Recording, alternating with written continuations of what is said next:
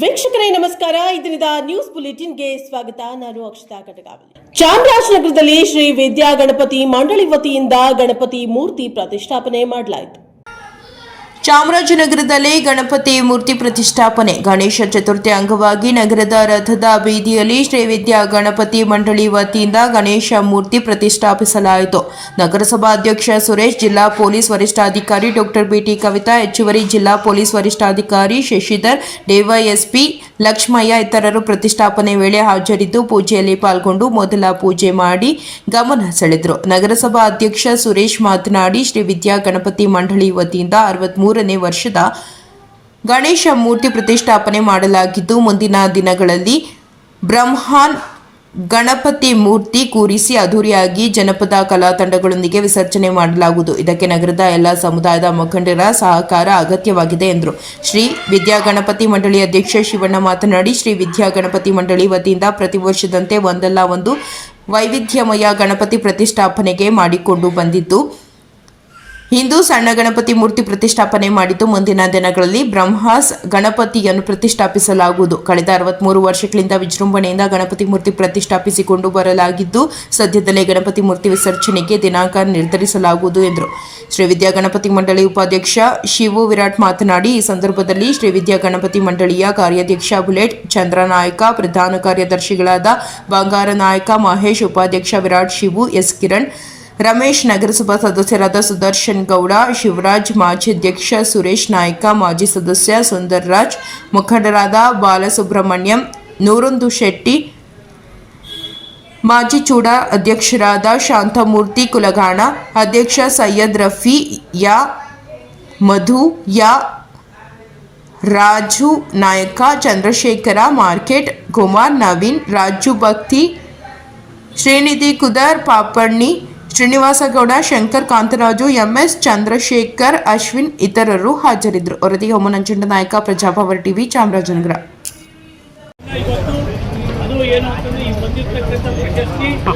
ಎಲ್ಲರಿಗೂ ಗೌರಿ ಗಣೇಶ ಚತುರ್ಥಿಯ ಶುಭಾಶಯಗಳನ್ನ ತಿಳಿಸ್ತಾ, ಈ ದಿನ ನಮ್ಮ ಚಾಮರಾಜನಗರದಲ್ಲಿ ನಮ್ಮ ಒಂದು ಶ್ರೀ ವಿದ್ಯಾ ಗಣಪತಿ ಮಂಡಳಿಗೆ ತನ್ನದೇ ಆದಂಥ ಒಂದು ಇತಿಹಾಸ ಗೌರವ ಇರೋಂಥ ಒಂದು ಗಣಪತಿ ಅಂದರೆ ಅದು ಶ್ರೀ ವಿದ್ಯಾ ಗಣಪತಿ ಮಂಡಳಿ. ಪ್ರತಿ ವರ್ಷದಂತೆ ಈ ವರ್ಷವೂ ಸಹ 63ನೇ ವರ್ಷದ ಶ್ರೀ ವಿದ್ಯಾ ಗಣಪತಿಯ ಮಂಡಳಿಯ ವತಿಯಿಂದ ಒಂದು ವೈಶಿಷ್ಟ್ಯತೆಯಿಂದ ಕೂಡಿದಂತಹ ಆಪರೇಷನ್ ಸಿಂಧೂರ ಎಂಬ ವಿಶೇಷ ಗಣಪತಿಯನ್ನ ಈ ಬಾರಿ ಪ್ರತಿಷ್ಠಾಪನೆ ಮಾಡಬೇಕಾಗಿತ್ತು. ಆದರೆ ಕಾರಣಾಂತರಗಳಿಂದ ಅದು ಸ್ವಲ್ಪ ಕೆಲಸ ಇರೋದ್ರಿಂದ ಇವತ್ತಿನ ದಿನ ಗಣಪತಿಯ ಏನು ಪ್ರತಿಷ್ಠಾಪನೆ ಇದೆ ಅದರಂತೆ ಒಂದು ನಮ್ಮ ಗಣಪತಿ ಮಂಡಳಿಯನ್ನು ಸಹ ನಾವು ಪ್ರತಿಷ್ಠಾಪನೆ ಮಾಡಿದ್ದೀವಿ. ಮುಂದಿನ ದಿನಗಳಲ್ಲಿ ನಾವು ಮಾಧ್ಯಮದ ಮುಖಾಂತರ, ಸಾರ್ವಜನಿಕರ ಮುಖಾಂತರ ನಾವು ಆ ಒಂದು ಪ್ರಕಟಣೆ ಮೂಲಕ ನಾವು ನಮ್ಮ ಏನು ಗಣಪತಿಗೆ ನಾವು ಕೂರಿಸುವಂತ ಒಂದು ಕೆಲಸವನ್ನ ಎಲ್ಲರ ಮುಂದೆ ನಾವು ಹೇಳ್ತೀವಿ. ಹಾಗೇನೆ ನಮ್ಮ ಗಣಪತಿಯನ್ನ ಈ ಬಾರಿ ಎಲ್ಲ ಕೋಮುವಾರು ಹಾಗೂ ಸಂಘ ಪರಿವಾರ, ಧಾರ್ಮಿಕ ಮುಖಂಡರು ಸಹಕಾರದಿಂದ ನಾವು ಪ್ರತಿ ವರ್ಷದಂತೆ ಈ ವರ್ಷವೂ ಸಹ ಪ್ರತಿಷ್ಠಾಪನೆಯನ್ನ ಮಾಡಿದ್ದೇವೆ. ಮುಂದಿನ ದಿನಗಳಲ್ಲೂ ಸಹ ನಮ್ಮ ಗಣಪತಿ ಮಂಡಳಿಯ ವತಿಯಿಂದ ಸಾಮಾಜಿಕ ಸೇವೆ, ಸಾಮಾಜಿಕ ಕಾರ್ಯಗಳನ್ನು ಸಹ ಮಾಡುವಂತ ಒಂದು ಕೆಲಸವಾಗಿದೆ. ಮುಂದಿನ ಅಂದ್ರೆ ಸಾಮಾಜಿಕ ಕಾರ್ಯಗಳು ಏನು ಅಂದ್ರೆ SSLC PUC ಮಕ್ಕಳು ಡಿಗ್ರಿಷನ್ ಬಂದಂತವರು ಅವರಿಗೆ ಅವರು ಗೌರವ ಸಮರ್ಪಣೆಯನ್ನು ಮಾಡುವಂತ ಒಂದು ಕೆಲಸವೂ ಸಹ ಆಗಲಿದೆ. ಹಾಗೇನೆ ರಕ್ತದಾನ ಶಿಬಿರ ಇರ್ಬೋದು, ಹಾಗೇನೆ ವಿವಿಧ ವೇಷಭೂಷಣ ಸ್ಪರ್ಧೆ, ರಂಗೋಲಿ ಸ್ಪರ್ಧೆ, ಇನ್ನೂ ಅನೇಕ ರೀತಿಯ ಒಂದು ಸಾಮಾಜಿಕ ಕಾರ್ಯವಾಗುವಂತ ಒಂದು ಕೆಲಸವನ್ನ ನಮ್ಮ ಗಣಪತಿ ಮಂಡಳಿಯ ನಮ್ಮ ಶಿವಣ್ಣ ಅವರ ಅಧ್ಯಕ್ಷತೆಯಲ್ಲಿ ನಾವು ಗಣಪತಿ ಮಂಡಳಿಯಿಂದ ಮಾಡೋಣ ಅಂತ ಎಲ್ಲ ಒಂದು ಸಹಕಾರದಿಂದ ಮಾಡ್ತಾ ಇರ್ತಾ ಗಣಪತಿ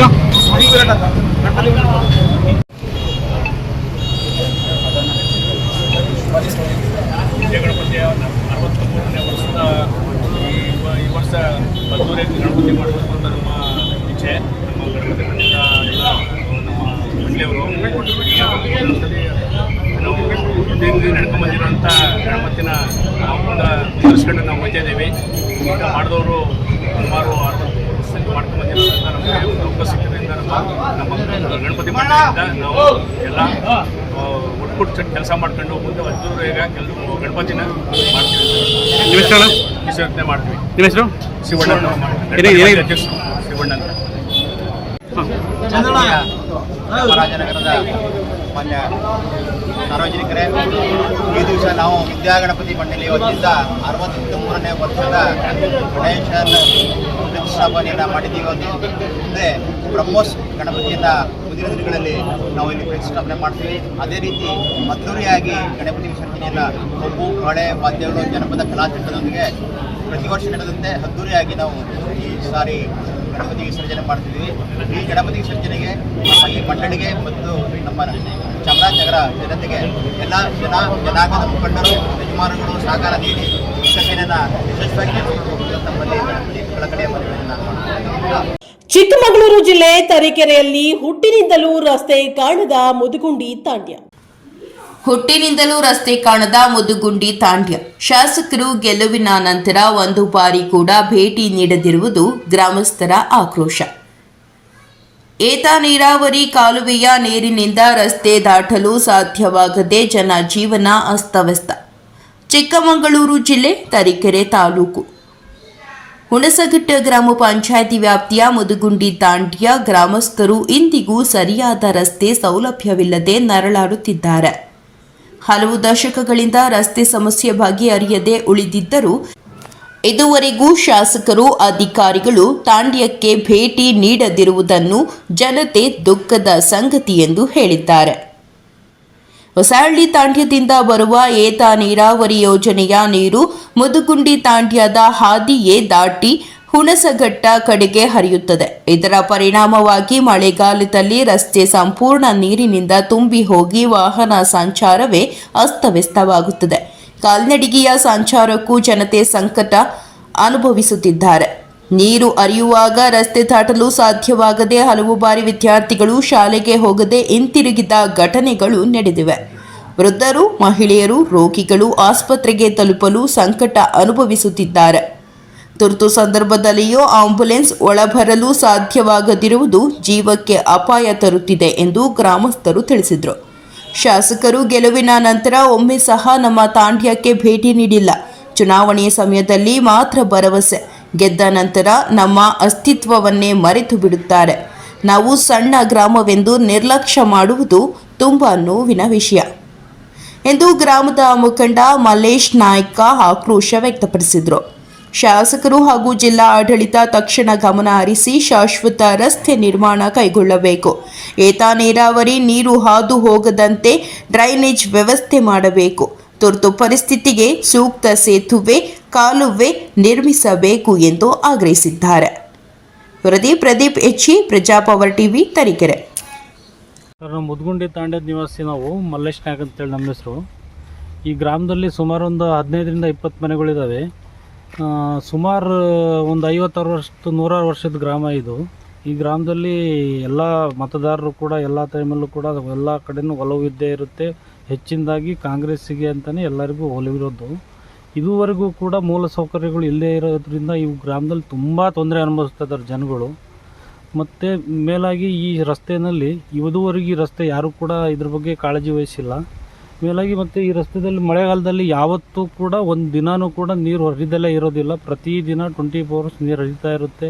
ಶಾಲೆ ಹೋಗೋ ಮಕ್ಕಳು, ವೃದ್ಧರು ಮತ್ತು ಓಡಾಡುವಂಥವ್ರು ಮತ್ತು ವೆಹಿಕಲ್ಸು ಯಾವುದೇ ರೀತಿ ಏನೇ ಒಂದು ದವಸ ಧಾನ್ಯಗಳು ಅಲ್ಲಿ ಇಲ್ಲಿ ತೊಗೊಂಡು ಹೋಗೋದು, ಒಂದು ಅಂಗಡಿಗೆ ಹೋಗ್ಬೇಕಾದ್ರೂ ಕೂಡ, ಹಾಸ್ಪಿಟ್ಲಿಗೆ ಹೋಗ್ಬೇಕಾದ್ರೂ ಕೂಡ ತುಂಬ ಸಮಸ್ಯೆ ಅನುಭವಿಸ್ತಿದ್ದಾರೆ ಜನಗಳು.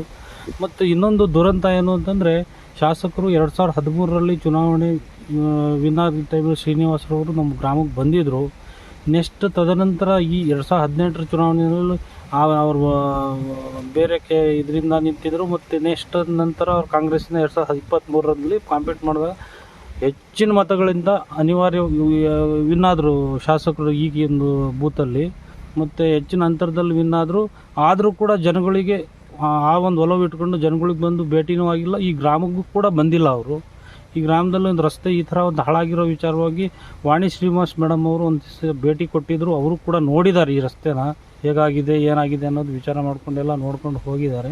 ಆದರೂ ಕೂಡ ಹೆಚ್ಚಿನ ಮತ ದೊಡ್ಡ ಗ್ರಾಮ ಆಗಿಲ್ಲದೆ ಇರೋದ್ರಿಂದ ಈ ಗ್ರಾಮದ ಬಗ್ಗೆ ಯಾರೂ ಕೂಡ ಕಾಳಜಿ ವಹಿಸಿರೋದಿಲ್ಲ. ಇದುವರೆಗೂ ತುಂಬ ತೊಂದರೆ ಆಗ್ತಾಯಿದೆ. ದಯಮಾಡಿ ಈ ಒಂದು ಸಮಸ್ಯೆನ ಖುದ್ದಾಗಿ ಶಾಸಕರೇ ಬಂದು ಭೇಟಿ ಮಾಡಿ ಸಮಸ್ಯೆಯನ್ನು ಎಲ್ಲ ಮೂಲ ಸೌಕರ್ಯಗಳ ಬಗ್ಗೆ ಫೋಕಸ್ ಮಾಡಿ ಏನೇನು ಸಮಸ್ಯೆಗಳಿದೆ ಅಂತ ನೋಡಿ ಬಗೆಹರಿಸಬೇಕು ಅಂತೇಳಿ ನಾವು ಈ ಮೂಲಕ ಕೇಳ್ಕೊಳ್ತೀವಿ. ಬಳ್ಳಾರಿಯಲ್ಲಿ ರಾಜ್ಯ ಮಾಹಿತಿ ಹಕ್ಕು ಕಾರ್ಯಕರ್ತರ ವೇದಿಕೆ ಸಂಘಟನೆಯ ಪದಾಧಿಕಾರಿಗಳ ಆಯ್ಕೆ ಇಂದು ಜರುಗಿತು.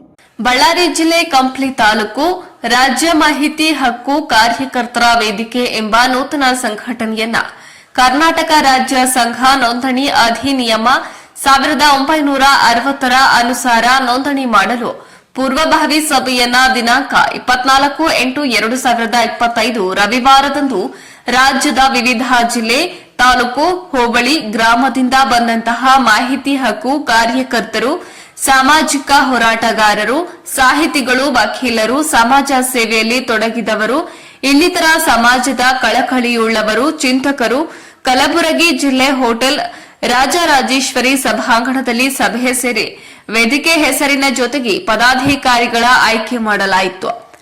ಮುಖ್ಯವಾಗಿ ರಾಜ್ಯಾಧ್ಯಕ್ಷರಾಗಿ ಚೆನ್ನಯ್ಯ ಮಲಕಯ್ಯ ವಸ್ತ್ರದ್, ರಾಜ್ಯ ಉಪಾಧ್ಯಕ್ಷರಾಗಿ ಇಸ್ಮಾಯಿಲ್ ಎಂ ಶೇಖ್, ರಾಜ್ಯ ಕಾರ್ಯಾಧ್ಯಕ್ಷರಾಗಿ THM ರಾಜಕುಮಾರ್, ರಾಜ್ಯ ಪ್ರಧಾನ ಕಾರ್ಯದರ್ಶಿಯಾಗಿ ಎಂ ರಾಮಕೃಷ್ಣ, ರಾಜ್ಯ ಕಾರ್ಯದರ್ಶಿಯಾಗಿ ಮನೋಜ್ ಕುಮಾರ್, ರಾಜ್ಯ ಸಂಘಟನಾ ಕಾರ್ಯದರ್ಶಿಯಾಗಿ ಮಂಜಪ್ಪ MH, ರಾಜ್ಯ ಸಂಘಟನಾ ಕಾರ್ಯದರ್ಶಿಯಾಗಿ ರಾಜೇಂದ್ರ ಪ್ರಸಾದ್, ರಾಜ್ಯ ಖಜಾಂಚಿಯಾಗಿ ಸೈಯದ್ ಮುಸಿನ್ ಅಲಿ, ರಾಜ್ಯ ಮಾಧ್ಯಮ ಪ್ರತಿನಿಧಿಯಾಗಿ ಸಂತೋಷ್ ಸಂಶಿ.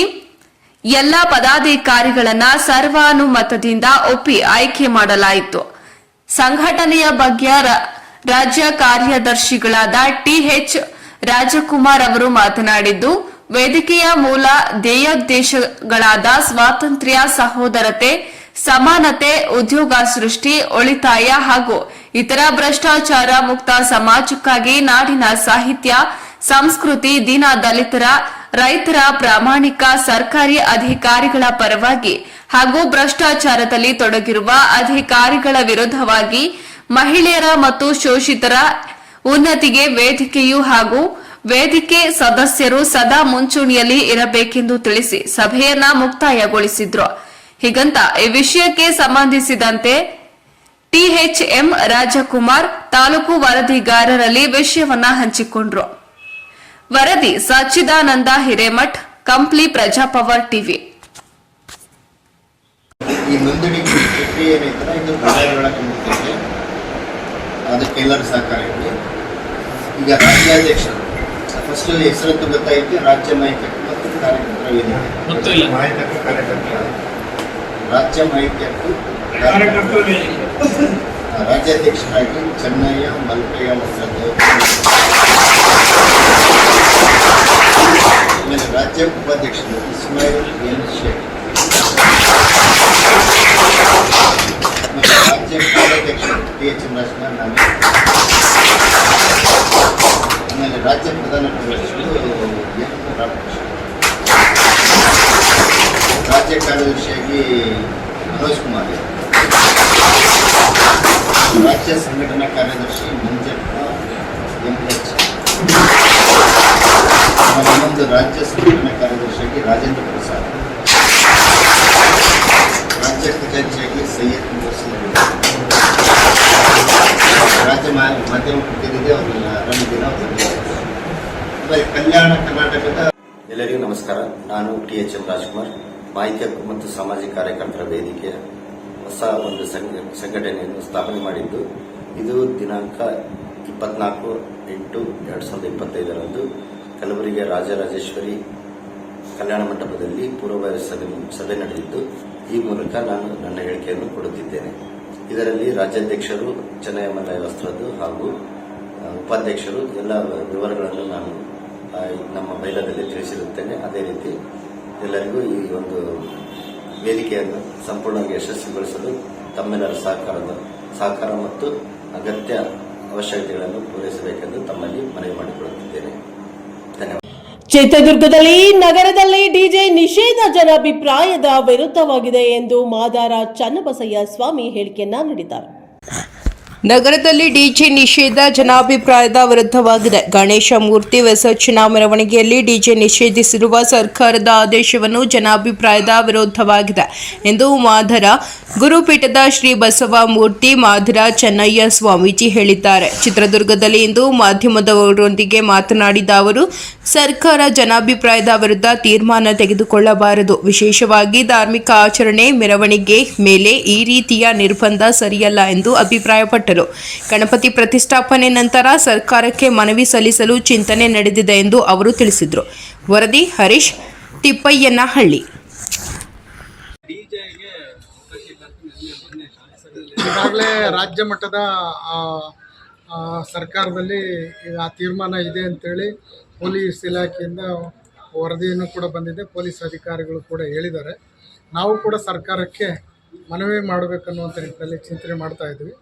ನಾಳೆ ಪ್ರತಿಷ್ಠಾಪನೆ ಆದ ನಂತರ ನಾವು ಕೂಡ ಸರ್ಕಾರಕ್ಕೆ ಮನವಿಯನ್ನು ಮಾಡಿಕೊಳ್ಳುವಂಥ ನಿಟ್ಟಿನಲ್ಲಿ ಆ ಒಂದು ರಾಜ್ಯದಾದ್ಯಂತ ಚಿಂತನೆ ನಡೀತಾ ಇದೆ. ಅದು ಸರ್ಕಾರ ಯಾವ ರೀತಿ ತೀರ್ಮಾನ ಮಾಡುತ್ತೆ ಅನ್ನುವಂಥದ್ದು, ಯಾಕೆಂದರೆ ಜನಾಭಿಪ್ರಾಯದ ವಿರುದ್ಧವಾಗಿ ಸರ್ಕಾರ ತೀರ್ಮಾನ ತೆಗೆದುಕೊಳ್ಬಾರದು ಅನ್ನುವಂಥ ಮನವಿ ನಮ್ಮದಿದೆ. ನಾಳೆ ಚಿಕ್ಕಬಳ್ಳಾಪುರದಲ್ಲಿ ಗಣಪತಿಯ ಮೂರ್ತಿಯ ಜೊತೆಗೆ ಅಶೋಕ ಸುಂದರಿ ಸುಬ್ರಹ್ಮಣ್ಯ ದೇವರ ಮೂರ್ತಿಗಳ ಪ್ರತಿಷ್ಠಾಪನೆಯನ್ನ ಮಾಡಲಾಯಿತು. ಚಿಕ್ಕಬಳ್ಳಾಪುರ ನಗರದಲ್ಲಿ ಗಣೇಶ ಚತುರ್ಥಿಯ ಅಂಗವಾಗಿ ಭಕ್ತಿಯಿಂದ ಕೂಡಿದ ಸಂಭ್ರಮ ಮನೆ ಮಾಡಿದೆ. ಮುನ್ಸಿಪಾಲ್ ಬಡಾವಣೆಯ ಸಿದ್ಧಿವಿನಾಯಕ ಗೆಳೆಯರ ಸಂಘವು ತನ್ನ 28ನೇ ವಾರ್ಷಿಕೋತ್ಸವದ ಅಂಗವಾಗಿ ಭಾರಿ ಗಣಪತಿ ಮೂರ್ತಿಯ ಜೊತೆಗೆ ಅಶೋಕ ಸುಂದರಿ ಹಾಗೂ ಸುಬ್ರಹ್ಮಣ್ಯ ದೇವರ ಮೂರ್ತಿಗಳ ಪ್ರತಿಷ್ಠಾಪನೆ ಮಾಡಿದ್ದು, ಗಣೇಶೋತ್ಸವವು ಧಾರ್ಮಿಕ, ಸಾಂಸ್ಕೃತಿಕ ಮತ್ತು ಸಾಮಾಜಿಕ ಕಳಕಳಿಯನ್ನು ಒಳಗೊಂಡಿರುವ ವಿಶಿಷ್ಟ ಉತ್ಸವವಾಗಿ ರೂಪುಗೊಂಡಿದೆ. ಅರ್ಚಕರಾದ ಮಧುಸೂದನ್ ಅವರು ಪ್ರಾಣ ಪ್ರತಿಷ್ಠಾಪನೆ ನೆರವೇರಿಸಿ ಮುಂದಿನ 12 ದಿನಗಳ ವೈವಿಧ್ಯಮಯ ಕಾರ್ಯಕ್ರಮಗಳ ಬಗ್ಗೆ ಮಾಹಿತಿ ನೀಡಿ ಭಕ್ತರನ್ನು ಹೆಚ್ಚಿನ ಸಂಖ್ಯೆಯಲ್ಲಿ ಪಾಲ್ಗೊಳ್ಳುವಂತೆ ಕರೆ ನೀಡಿದರು. ಈ ವೇಳೆ ಸಂಘದ ಸದಸ್ಯ ವೆಂಕಟೇಶ್ ಹಾಗೂ ಕಿರಣ್ ಮಾತನಾಡಿ, 28 ವರ್ಷಗಳಿಂದ ಬಡಾವಣೆ ನಿವಾಸಿಗಳ ಸಹಕಾರದಿಂದ ಉತ್ಸವ ನಿರಂತರವಾಗಿ ನಡೆಯುತ್ತಿದೆ. ಗಣೇಶೋತ್ಸವವನ್ನು ಕೇವಲ ಆಚರಣೆಗೆ ಸೀಮಿತಗೊಳಿಸದೆ ಪರಿಸರ ಸಂರಕ್ಷಣೆ, ಮಕ್ಕಳಿಗೆ ಸಾಂಸ್ಕೃತಿಕ ಕಾರ್ಯಕ್ರಮಗಳು, ಗಿಡ ನೆಡುವ ಕಾರ್ಯಕ್ರಮ ಆಯೋಜಿಸಲಾಗಿದೆ. ಇನ್ನು ಈ ಬಾರಿ ಗಣೇಶನಿಗೆ ವಿಶೇಷ ಹಾರ ಹಾಗೂ ಮಕ್ಕಳ ಪ್ರತಿಭೆ ಪ್ರದರ್ಶನಕ್ಕೆ ಅವಕಾಶ ಕಲ್ಪಿಸಲಾಗಿದೆ ಎಂದು ತಿಳಿಸಿದರು.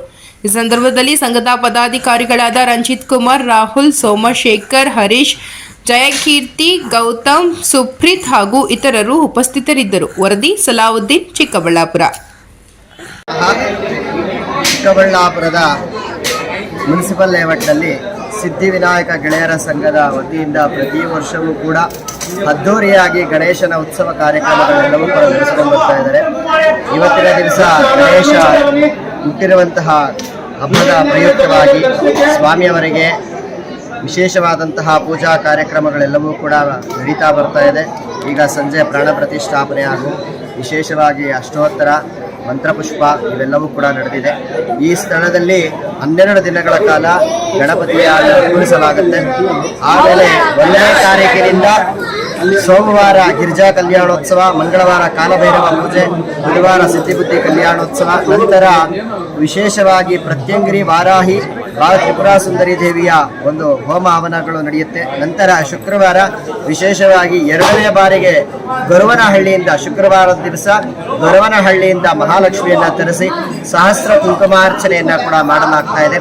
ಅದೇ ರೀತಿ ಅವತ್ತಿನ ದಿವಸ ಗೊರವನಹಳ್ಳಿಯ ಅಜ್ಜಿಯವರಾಗಿರ್ತಕ್ಕಂತಹ ಕಮಲಮ್ಮನವರ ಮೊಮ್ಮಗಳಾಗಿರ್ತಕ್ಕಂತಹ ಶ್ರೀ ಲಕ್ಷ್ಮೀ ಪ್ರಸಾದರವರು ಕೂಡ ಈ ಸಹಸ್ರ ಕುಂಕುಮಾರ್ಚನೆಗೂ ಕೂಡ ಆಗಮಿಸ್ತಾ ಇದ್ದಾರೆ. ಶನಿವಾರ ಮತ್ತು ಭಾನುವಾರ ವಿಸರ್ಜನಾ ಕಾರ್ಯಕ್ರಮ ಇರುತ್ತೆ. ಈ ಎಲ್ಲವೂ ಕಾರ್ಯಕ್ರಮವೂ ಕೂಡ ಪ್ರತಿನಿತ್ಯ ಸ್ವಾಮಿಯವರ ಕೈಂಕರ್ಯಗಳೆಲ್ಲವೂ ಕೂಡ ನಮ್ಮ ಮುನ್ಸಿಪಲ್ ಲೇಔಟ್ನಲ್ಲಿ ಶ್ರೀ ಸಾಯಿಬಾಬಾ ದೇವಸ್ಥಾನದ ಮುಂಭಾಗದಲ್ಲಿ ಕಾರ್ಯಕ್ರಮಗಳೆಲ್ಲವೂ ಕೂಡ ನಡೀತಾ ಬರುತ್ತೆ. ಹರಿಓಂ ಸ್ವಸ್ತಿ. ಇದು 28ನೇ ವರ್ಷ. ಅದು ಹೆಂಗೆ ಅಷ್ಟು ಫಾಸ್ಟಾಗಿ ಆಗ್ತಾ ಇದೆ ಅಂತ ನಮಗೆ ಅಷ್ಟು ಬೆಳವಣಿಗೆ ನಾವು ಚಿಕ್ಕದ್ರಿಂದ ಸ್ಟಾರ್ಟ್ ಮಾಡಿ ಇವತ್ತು ಇಷ್ಟು ದೊಡ್ಡ ಮೂರ್ತಿ ನೀವು ನೋಡ್ತಾ ಇದ್ದೀರಾ, ಇಷ್ಟು ದೊಡ್ಡದಾಗಿ ಸೆಟ್ ನಾವು ನೋಡ್ತಾ ಇದ್ದೀರಾ. ಸೊ ಇದ್ರ ಜೊತೆಗೆ ವಿಶೇಷವಾಗಿ ಈ ಬರೋ ಭಾನುವಾರ ಕಮ್ಯುನಿಟಿ ಪ್ಲ್ಯಾಂಟಿಂಗ್ ಅಂತ ನಮ್ಮ ಚಿಕ್ಕಬಳ್ಳಾಪುರದ ಅದು ದೊಡ್ಡ ಒಂದು ಸಂಸ್ಥೆ ಕಡೆಯಿಂದ ಜೊತೆಗೆ ಸೇರಿ ನಮ್ಮ ಲೇಔಟ್ನಲ್ಲಿ ಕಮ್ಯುನಿಟಿ ಪ್ಲ್ಯಾಂಟೇಷನ್ ಮಾಡ್ತಾ ಇದ್ದೀವಿ. ಯಾಕಂದರೆ ಸ್ವಾಮಿಯವರು ಆಲ್ರೆಡಿ ಪೂಜೆಗಳ ಬಗ್ಗೆ ಎಲ್ಲ ಹೇಳಿದ್ದಾರೆ. ಸೊ ಇದೇ ಥರ ಮೊದಲಿಂದನೂ ನಾವು ಬ್ಲಡ್ ಡೊನೇಷನ್ ಆಗಲಿ, ಹೆಲ್ತ್ ಚೆಕಪ್ ಆಗಲಿ, ಕ್ಲೀನಿಂಗ್ ಆ್ಯಕ್ಟಿವಿಟೀಸ್ ಆಗಲಿ. ಸೊ ಈ ಥರದ್ದೆಲ್ಲ ಆ್ಯಕ್ಟಿವಿಟೀಸು ನಮ್ಮ ಸಂಘದಲ್ಲಿ ಎಲ್ಲರೂ, ನಮ್ಮ ಸಂಘದ ಪ್ರತಿಯೊಬ್ಬ ಹುಡುಗರು ಇಲ್ಲಿದ್ದು ಬೇರೆ ಕಡೆ ಹೋಗಿ ಬೇರೆ ಊರುಗಳಲ್ಲಿ, ಬೇರೆ ದೇಶಗಳಲ್ಲಿ ಕೆಲಸ ಮಾಡಿಕೊಂಡು ಇವತ್ತು ಅವರ ಕಾಣಿಕೆ ಮತ್ತು ಅತ್ಯಂತ ಕಾಣಿಕೆ ಅವ್ರ ಕಡೆಯಿಂದ ಬರ್ತಾ ಇರೋದು ನಮಗೆ ಇವತ್ತು ತುಂಬ ಖುಷಿ ಆಗುತ್ತೆ. ಹೆಸರು ತಗೋಬೇಕು ಅಂತಂದರೆ ಹೆಬ್ಬೇವು ಫಾರ್ಮ್ಸ್ ಅಂತ ಅವರಾಗಲಿ, ಇನ್ನು ಹಲವಾರು ನಮ್ಮ ಇಲ್ಲಿ ಸಿವಿಲ್ ಇಂಜಿನಿಯರಿಂಗ್ ಮಾಡಿ ಕನ್ಸ್ಟ್ರಕ್ಷನ್ಸ್ ಕಂಪ್ನೀಸ್ ಓಪನ್ ಮಾಡಿದ್ದಾರೆ ಬೆಂಗಳೂರಲ್ಲಿ. ಸೊ ಹಂಗೆ ಕುಷ್ಟಗಿಯಲ್ಲಿ ಗಣೇಶ ವಿಸರ್ಜನೆ ಮಾಡಲು ಸೂಕ್ತ ಬಂದೋಬಸ್ತನ್ನ ಜರುಗಿಸಲಾಯಿತು. ಗಣೇಶ ವಿಸರ್ಜನೆ ಮಾಡಲು ಸೂಕ್ತ ಬಂದೋಬಸ್ತ್. ಕುಷ್ಟಗಿ ಪಟ್ಟಣದ ಗಜೇಂದ್ರಗಡ ರಸ್ತೆಯ ಶಿರಡಿ ಸಾಯಿಬಾಬಾ ದೇವಸ್ಥಾನದ ಪಕ್ಕದ ದೇಸಾಯಿ ಇವರ ಬಾವಿಯಲ್ಲಿ ಗಣೇಶ ವಿಸರ್ಜನೆ ಮಾಡಲು ಎಲ್ಲ ಸಕಲ ವ್ಯವಸ್ಥೆ ಮಾಡಲಾಗಿದೆ ಎಂದು ಪುರಸಭೆ ಮುಖ್ಯಾಧಿಕಾರಿ BV ಬಿಳಗಿ ಹೇಳಿದರು. ಆದರೆ ಬಾವಿಯ ಸುತ್ತಲೂ ಬ್ಯಾರಿಕೇಡ್ ಹಾಕಲಾಗಿದೆ. ಬಾವಿಯಲ್ಲಿ ನೀರು ಸಾಕಷ್ಟು ತುಂಬಿದ್ದರಿಂದ ಯಾರೂ ಕೂಡ ಬಾವಿಯಲ್ಲಿ ಇಳಿಯಬಾರದು. ಗಣೇಶನನ್ನು ವಿಸರ್ಜನೆ ಮಾಡಲು ಬಂದರೆ ಚಿಕ್ಕ ಮಕ್ಕಳನ್ನು ಕರೆದುಕೊಂಡು ಬರಬಾರದು. ಆದರೆ ಯಾರೇ ಗಣೇಶನಲ್ಲೂ ಸಚಿನ್ ಮಾಡಲು ಬಂದರೆ ಬಾವಿಯ ಮೇಲ್ಗಡೆ ನಿಂತುಕೊಂಡು ಗಣೇಶ ವಿಸರ್ಜನೆ ಮಾಡಬೇಕು ಮತ್ತು ನಮ್ಮ ಪುರಸಭೆ ವತಿಯಿಂದ ಎಲ್ಲ ವ್ಯವಸ್ಥೆ ಮಾಡಲಾಗಿದೆ. ಇಲ್ಲಿ ಅಗ್ನಿಶಾಮಕ ಠಾಣಾ ಅಧಿಕಾರಿಗಳು ಹಾಗೂ ಪೊಲೀಸ್ ಸಿಬ್ಬಂದಿಗಳು ಕೂಡ ಎಲ್ಲ ರೀತಿಯ ಬಂದೋಬಸ್ತ್ ನೀಡಲಾಗಿದೆ. ಪಟ್ಟಣದ ಸರ್ವ ವಿಘ್ನೇಶ್ವರನ ಭಕ್ತರು ಗಣೇಶನನ್ನು ವಿಸರ್ಜನೆ ಮಾಡಲು ಬಂದರೆ ಅತ್ಯಂತ ಶಾಂತಿಯುತವಾಗಿ ಹಬ್ಬ ಆಚರಣೆ ಮಾಡಿ ಭಕ್ತಿಯಿಂದ ಶ್ರೀ ಗಣೇಶನನ್ನು ಪೂಜಿಸುತ್ತಾ ಅತ್ಯಂತ ಸೂಕ್ಷ್ಮವಾಗಿ ಯಾವುದೇ ಅಹಿತಕರ ಘಟನೆ ನಡೆಯದಂತೆ ಗಣೇಶ ವಿಸರ್ಜನೆ ಮಾಡಬೇಕು ಎಂದು ಮನವಿ ಮಾಡಿಕೊಂಡರು. ಈ ಸಂದರ್ಭದಲ್ಲಿ ವ್ಯವಸ್ಥಾಪಕರು, ಪುರಸಭೆ ನೈರ್ಮಲ್ಯ ಅಧಿಕಾರಿ ಪ್ರಾಣೇಶ್, ಅಶೋಕ ಸೇರಿದಂತೆ ಹಲವರು ಉಪಸ್ಥಿತರಿದ್ದರು. ಈ ವರ್ಷವೂ ಕೂಡ ನಮ್ಮ ಕುಷ್ಟಗಿ ಪಟ್ಟಣ ಪುರಸಭೆ ವತಿಯಿಂದ ಈ ದೇಶಾರಮೌಳಿ ಹತ್ರ ಗಣೇಶ ವಿಸರ್ಜನೆ ವ್ಯವಸ್ಥೆಯನ್ನು ಮಾಡಲಾಗಿದೆ. ಇಲ್ಲಿ ಮೂಲಭೂತ ವ್ಯವಸ್ಥೆಗಳಾದ CC ಕ್ಯಾಮ್ರಾ, ಬ್ಯಾರಿಕೇಡು ಮತ್ತು ಲೈಟಿಂಗ್ ವ್ಯವಸ್ಥೆ ಎಲ್ಲ ವ್ಯವಸ್ಥೆಯನ್ನು ಮತ್ತು ನಮ್ಮ ಸಿಬ್ಬಂದಿಗಳು ಇರ್ತಾರೆ. ಎಲ್ಲ ಸಿಬ್ಬಂದಿ ಸಹಕಾರದಿಂದ ಈ ಗಣೇಶ ವಿಸರ್ಜನೆ ಕಾರ್ಯಕ್ರಮವನ್ನು ನಾವು ಅಚ್ಚುಕಟ್ಟಾಗಿ ನಿರ್ವಹಿಸ್ತೀವಿ. ಈ ಗಣೇಶ ವಿಸರ್ಜನೆ ಬರ್ತಕ್ಕಂಥ ಸಾರ್ವಜನಿಕರಿಗೆ ಒಂದು ಪುರಸಭೆಯಿಂದ ವಿನಂತಿ. ನಾವು ವ್ಯವಸ್ಥಿತವಾಗಿ ಪೊಲೀಸ್ ಸಿಬ್ಬಂದಿ ಮತ್ತು ಫೈರ್ ಆಫೀಸ್ನವರು ಕೂಡ ಇರ್ತಾರೆ. ಚಿಕ್ಕ ಮಕ್ಕಳು ಹಾಗೂ ವಯಸ್ಸಾದವರು ಯಾರೂ ಕೂಡ ಬರಬಾರ್ದು. ಆದಷ್ಟು ಚಿಕ್ಕ ಮಕ್ಕಳಿಂದ ದೂರ ಇದ್ದು ನಾವು ಬ್ಯಾರಿಕೇಡ್ ಎಲ್ಲ ವ್ಯವಸ್ಥೆ ಮಾಡಿದ್ದೇವೆ. ನಮ್ಮ ಸಿಬ್ಬಂದಿಗಳು ಕೂಡ ಇರ್ತಾರೆ. ನಂತರ ಈ ಗಣೇಶ ವಿಸರ್ಜನೆ ಮಾಡುವಾಗ ಹೂವಿನ ಹಾರ, ಪ್ಲಾಸ್ಟಿಕ್ ಅವನ್ನೆಲ್ಲ ತಾವೇ ಬೇರೆ ಕಡೆ ವ್ಯವಸ್ಥೆ ಮಾಡ್ತಾರೆ. ನೀರಿನಲ್ಲಿ ಹಾಕಿ ಎಲ್ಲ ಸಾರ್ವಜನಿಕ ನಾವು ವಿನಂತಿ ಮಾಡ್ತೀವಿ. ಮಂಡ್ಯದಲ್ಲಿ ಧರ್ಮಸ್ಥಳ ಪ್ರಕರಣಕ್ಕೆ ವಿಶೇಷ SIT ತನಿಖಾ ತಂಡ ರಚನೆಗೆ ಒತ್ತಾಯಿಸಿ ಪ್ರೊಟೆಸ್ಟ್. ಧರ್ಮಸ್ಥಳ ಪ್ರಕರಣಕ್ಕೆ ವಿಶೇಷ SIT ತನಿಖಾ ತಂಡವನ್ನು ರಚನೆ ಮಾಡುವಂತೆ ಒತ್ತಾಯಿಸಿ ಪ್ರೊಟೆಸ್ಟ್ ಮಾಡಲಾಯಿತು. ಧರ್ಮಸ್ಥಳದ ಅಸಹಜ ಸಾವು, ಕೊಲೆ, ದಲಿತರ ಭೂ ಕಬಳಿಕೆ, ಸೌಜನ್ಯ ಸಾವು ಪ್ರಕರಣಕ್ಕೆ ಸಂಬಂಧಿಸಿದಂತೆ ಪ್ರತಿಭಟನೆ ನಡೆಸಿದ್ರು. ಜನಪರ ಸಂಘಟನೆಗಳಿಂದ ಮಂಡ್ಯದ ಜಿಲ್ಲಾಧಿಕಾರಿ ಕಚೇರಿಯ ಬಳಿ ಪ್ರತಿಭಟನೆ ನಡೆಯಿತು. 20 ವರ್ಷಗಳ ಧರ್ಮಸ್ಥಳದಲ್ಲಿ ನಡೆದಿರುವ ಸಾವುಗಳ ಪ್ರಕರಣ ತನಿಖೆ ಆಗಬೇಕು ಎಂದು ರಾಜ್ಯ ಸರ್ಕಾರದ ವಿರುದ್ಧ ಘೋಷಣೆಯನ್ನ ಕೂಗಿ ಆಕ್ರೋಶ ಹೊರಹಾಕಿದ್ರು. ದಲಿತರ ಭೂ ಕಬಳಿಕೆ, ಸೌಜನ್ಯ ಸಾವು, ಪದ್ಮಲತಾ, ಮಾವುತ ನಾರಾಯಣ ಸಾವು, ವೇದವಲ್ಲಿ ಪ್ರಕರಣಕ್ಕೆ ನ್ಯಾಯ ಸಿಗಬೇಕು. SIT ತನಿಖೆಯನ್ನ ಸ್ಥಗಿತಗೊಳಿಸಲು ಬಿಜೆಪಿ ಹಾಗೂ ಪಟ್ಟಭದ್ರ ಶಕ್ತಿಗಳು ಮುಂದಾಗಿವೆ. ದೂರುದಾರರು ಸಾಕ್ಷಿದಾರರ ಬೆದರಿಸುವ ಕೆಲಸ ಆಗ್ತಿದೆ. DK ಶಿವಕುಮಾರ್ ಹೆಗ್ಗಡೆ ಬಳಿ ಕ್ಷಮೆ ಯಾಚಿಸುತ್ತಿರುವುದು ಸರಿಯಾದ ನಡೆಯಲ್ಲ. ತನಿಖೆ ನಡೆಯುವ ಸಂದರ್ಭದಲ್ಲಿ ನಿಮ್ಮ ಪರ ಇದ್ದೇವೆ ಅಂದ್ರೆ ಏನು ಅರ್ಥ? ತಕ್ಷಣವೇ ಮತ್ತೊಂದು SIT ತನಿಖಾ ತಂಡವನ್ನ ರಚಿಸಿ ಸಮಗ್ರ ತನಿಖೆ ನಡೆಸಿ ನ್ಯಾಯ ಕೊಡಿಸುವಂತೆ ಆಗ್ರಹ ಮಾಡಿದ್ರು. ಡಿಸಿ ಮೂಲಕ ರಾಜ್ಯ ಸರ್ಕಾರಕ್ಕೆ ಮನವಿ ಸಲ್ಲಿಸಲಾಯಿತು. ಇನ್ನು ಪ್ರತಿಭಟನೆಯಲ್ಲಿ ದೇವಿ, ಸುಶೀಲಾ, ಕೆಂಪುಗೌಡ, ಕೃಷ್ಣೇಗೌಡ, ಸಿ ಕುಮಾರಿ, ಭರತ್ ರಾಜ್ ಸೇರಿದಂತೆ ವಿವಿಧ ಸಂಘಟನೆಗಳ ಮುಖಂಡರು ಭಾಗಿಯಾಗಿದ್ರು. ವರದಿ ಗಿರೀಶ್, ಮಂಡ್ಯ. ಧರ್ಮಸ್ಥಳದಲ್ಲಿ ಕಳೆದ 40-45 ವರ್ಷಗಳಿಂದ 1986ರಲ್ಲಿ ವೇದವಲ್ಲಿಯ ಪ್ರಕರಣ, ಅಲ್ಲಿ ಹೈಸ್ಕೂಲ್ ಟೀಚರಾಗಿ ಕೆಲಸ ಮಾಡ್ತಾ ಇದ್ದವರು, ಅವರು ಬಡ್ತಿಗಾಗಿ ಪ್ರಶ್ನೆ ಮಾಡಿದ್ದಕ್ಕೆ ಅವರನ್ನು ಪೆಟ್ರೋಲ್ ಹಾಕಿ ಸುಟ್ಟಾಕಿದ್ದಾರೆ. ಆನಂತರ 1972ರಲ್ಲಿ ಆಗಿದ್ದದು. 86ರಲ್ಲಿ ಪದ್ಮಪ್ರಿಯ ಅದು ಪದ್ಮಲತಾದ್ದು ಪ್ರಕರಣ. ಪದ್ಮಲತಾ ಪ್ರಕರಣ ನಡೆಯುವಾಗ ಅವರ ತಂದೆ ಅಲ್ಲಿ ಕಮ್ಯುನಿಸ್ಟ್ ನಾಯಕ ದೇವಾನಂದ್ ಅಂತೇಳಿ ಅವರು ಅಲ್ಲಿ ಧರ್ಮಾಧಿಕಾರಿಯ ಕುಟುಂಬದ ವಿರುದ್ಧ ಎಲೆಕ್ಷನ್ಗೆ ನಿಂತರು ಅಂತೇಳಿ ಅದನ್ನು ರಿವೆಂಜ್ ಆಗಿ ತಗೊಂಡು ಹೆಣ್ಮಗಳನ್ನ ಕಿಡ್ನ್ಯಾಪ್ ಮಾಡಿ ತಿಂಗಳುಗಟ್ಟಲೆ ಅತ್ಯಾಚಾರ ಮಾಡಿ ಅನಂತರ ನದಿಗೆ ಎಸ್ತಿರೋದು. ಆ ನಂತರದ ಪ್ರಕರಣಗಳು ಆನೆ ಮಾಹುತ ನಾರಾಯಣ ಮತ್ತು ಆತನ ತಂಗಿ ಯಮುನಾ. ಆ ನಂತರ ಸೌಜನ್ಯ ಪ್ರಕರಣಕ್ಕೆ ಇಡೀ ರಾಜ್ಯ ಎದ್ದು ಕೇಳಿದೆ. ಆನೆ ಮಾಹುತ ನಾರಾಯಣ ಮತ್ತು ಯಮುನಾ ಪ್ರಕರಣ, ಪದ್ಮಲತಾ ಪ್ರಕರಣ ಮತ್ತು ವೇದವಲ್ಲಿ ಪ್ರಕರಣಗಳನ್ನ. ಇಷ್ಟೆಲ್ಲ ಆದರೂ ಕೂಡ ಆರೋಪಿಗಳು ಸಿಕ್ಕಿಲ್ವಾ? ಆರೋಪಿಗಳಿದ್ದರೂ ನಾಶ ಮಾಡಿಬಿಟ್ರಾ ಸಾಕ್ಷಿಗಳನ್ನ? ಆದರೆ ಇವತ್ತು ಈ ಪ್ರಕರಣಗಳನ್ನ ತಿರ್ಚುವ ಪ್ರಯತ್ನಗಳು ಮತ್ತು ಬೇರೆ ಬೇರೆ ರೀತಿ ಸುಳ್ಳು ಹೇಳಿಸುವಂಥದ್ದೆಲ್ಲ ನಡೀತಾ ಇದೆ. SIT ರಚನೆ ಆಗಿದೆ. ಕಳೆದ 20 ವರ್ಷಗಳ ಘಟನೆಗಳನ್ನ ನೀವು ಮರುತನಿಖೆ ಮಾಡಬೇಕು ಅಂತೇಳಿ ಮಹಿಳಾ ಆಯೋಗ ಕೊಟ್ಟಿದೆ. ನನ್ನ ಪ್ರಕಾರ ಮಹಿಳಾ ಆಯೋಗ ಹೇಳ್ಬೇಕು ಈಗ ಮತ್ತೊಮ್ಮೆ, ಈ 40 ವರ್ಷಗಳ ಪ್ರಕರಣಗಳೇನಿದ್ದಾವೆ ಅವೆಲ್ಲವೂ ಮರುತನಿಖೆ ಆಗಬೇಕು. ಆ ಸಾಕ್ಷಿಗಳನ್ನು ನಾಶ ಮಾಡಿದ್ದಾರೆ, ಆರೋಪಿಗಳು ಯಾರಿದ್ದಾರೆ ಅವ್ರನ್ನ ಪತ್ತೆ ಮಾಡಬೇಕು, ಅವರಿಗೆ ಗಂಭೀರ ಕಠಿಣ ಶಿಕ್ಷೆ ಆಗ್ರಹ ಆಗಬೇಕು. ಸರ್ಕಾರ ಆ ನಿಟ್ಟಿನಲ್ಲಿ ಯಾವುದೇ ರಾಜಿ ಮಾಡಬಾರ್ದು.